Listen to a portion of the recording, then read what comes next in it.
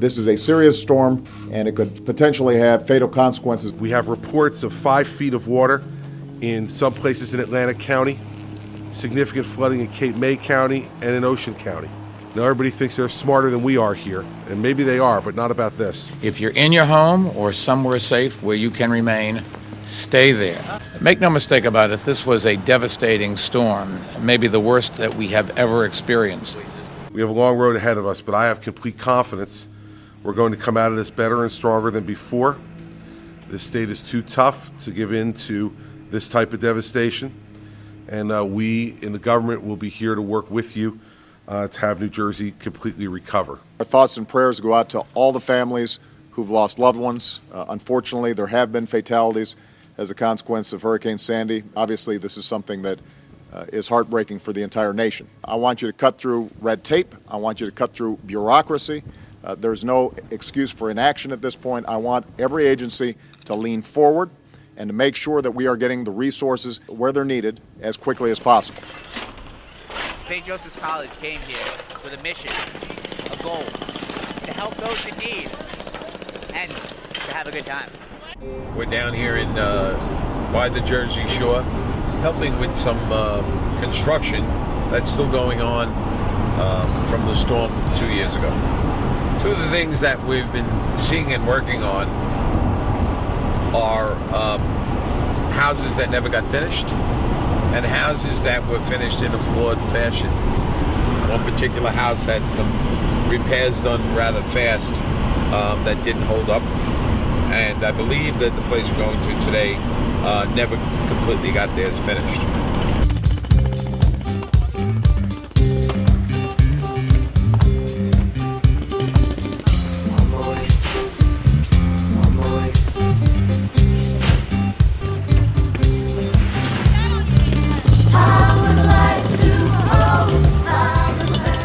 Working on a house that was destroyed 2.5 years ago, had some rehabilitation done, and then there was a crack in the foundation and some of it had to be redone.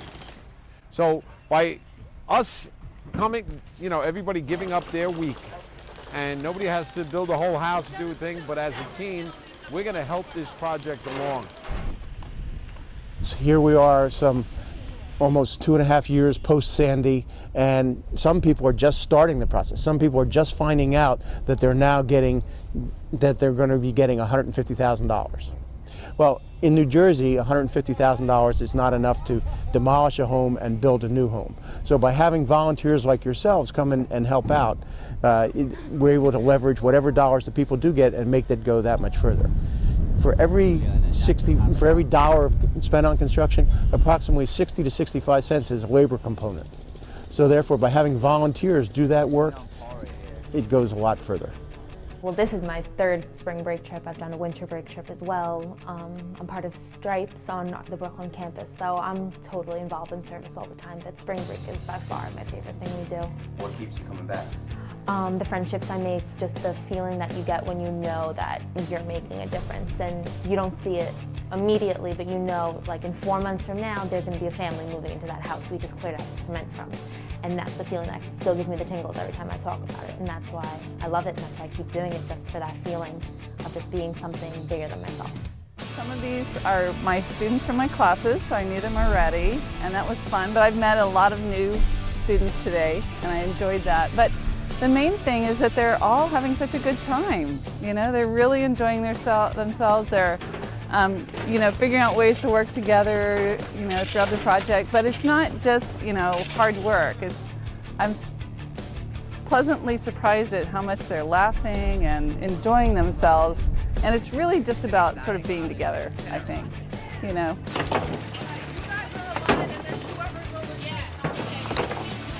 Now you talked about everyone getting to know each other and hanging out.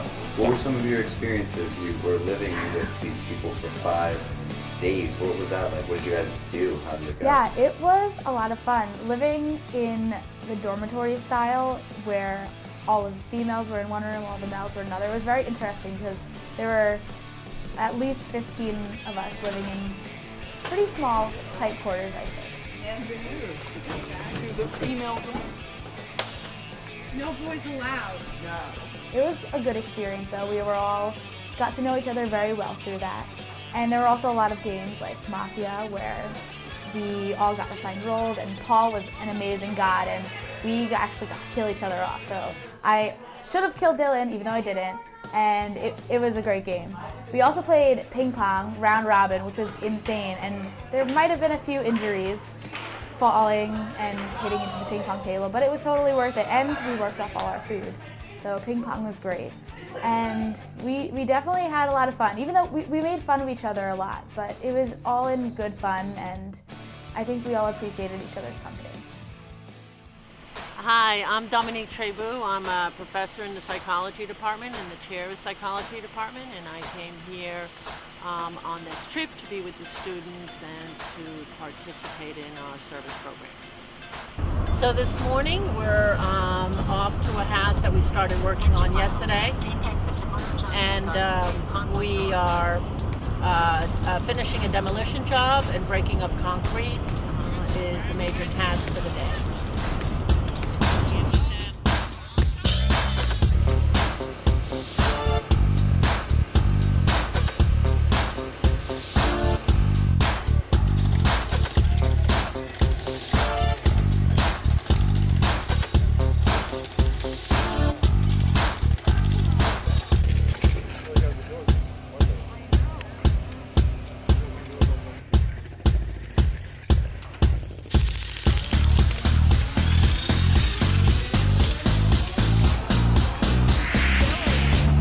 Reception.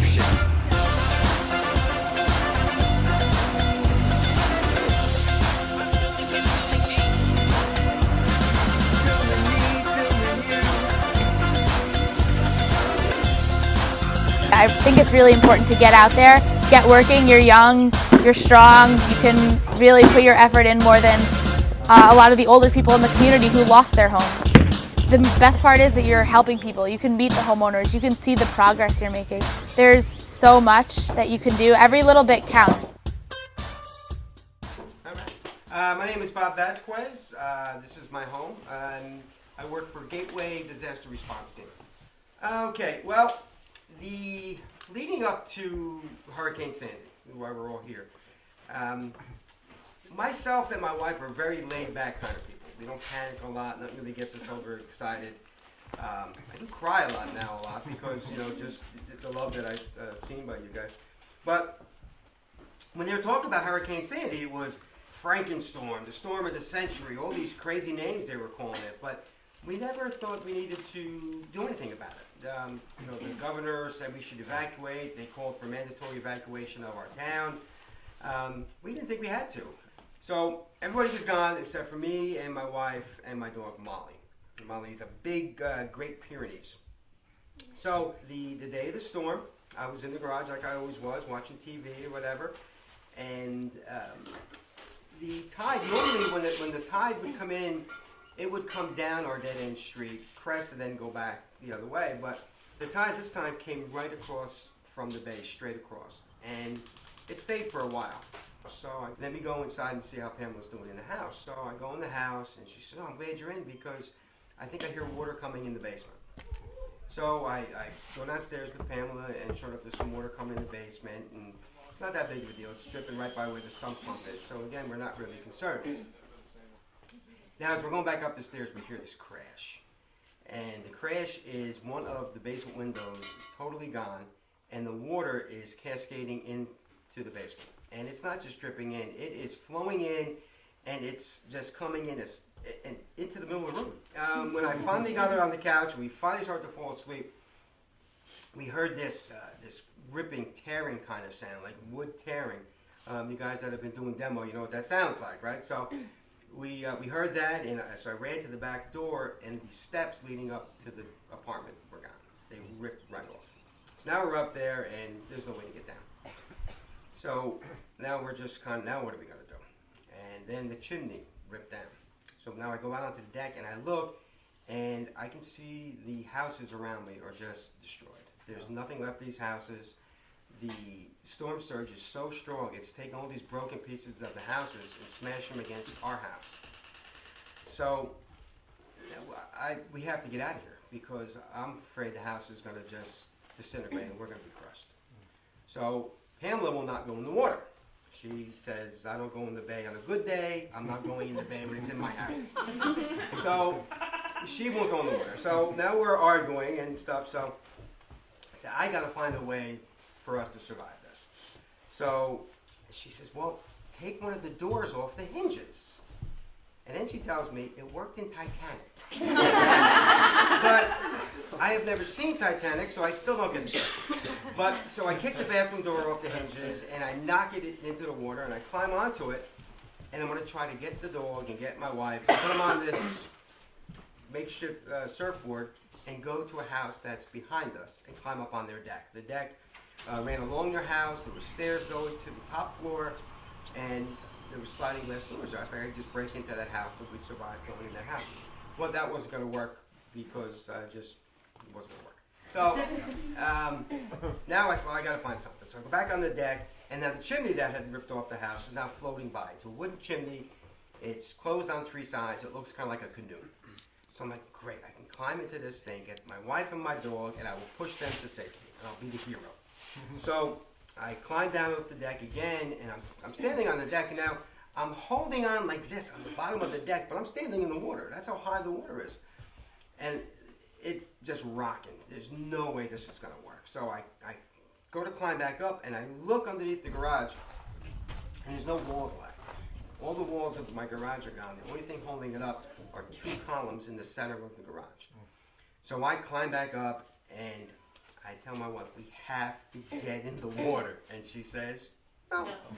Exactly. So she had this little backpack purse thing, and so I take her cell phone, and I put it in a Ziploc bag, and I put it in another Ziploc bag, and as I'm about to put it in her backpack, on her back, it rings. And I look at it real quick, and it's her father. And I am in trouble. So I say, hey, Pop, how's it going? He says, okay. He says, how's it going over there? I said, oh, it's fine. And he says, well, I'm watching the news. It looks really bad. So now I tell Pop there's a boat that's outside. The boat's going to pick us up. Everything will be fine. So he thought that I was okay, but the rescue boat was coming to see if they could find Pamela. So he tells Andy to leave the room and tells his father, I have to go down and see if I can help find her. So he came, he was about 7 blocks away, and he saw our dining room table float past him. It's about 7 blocks inland. And he just broke down, and he said, I have to go home and explain to my fiance that we can't find her mom, you know. So finally we got the communication straight, and everything's okay. The story, I think, is a really good story, I think, because it gets so good, because it's changed so many lives, that storm. The storm changed my life, my family's life, and it's because of people like you guys. For the longest time, people would come by my street and they would just stop, and we called our property the pile. We didn't call it the house because there was no house anymore. It was just a pile of junk. And people would just stop and want to help, and I didn't know why they wanted to help. And I didn't get it. And I said, why do these people just come in and just... But they all had this faith that they shared. You know, they all had this common faith, and that's what brought them here to help. And it changed us. You know, I would never be where I am right now if it wasn't for people like you. Service to me is being part of something that's bigger than yourself. By having us here, we're providing just a little bit of hope that things are going to get better. We're going to turn things around. We have become experts at breaking concrete by this point. And cracking some jokes at the same time. I love to help. Helping is what I do. If anyone is looking for a one-of-a-kind experience, this is the absolute best place to do it. It certainly beats going to a gym. This gives you a different kind of you. It makes you feel good. I always leave these weeks feeling accomplished. Main purpose in life is to repair the world.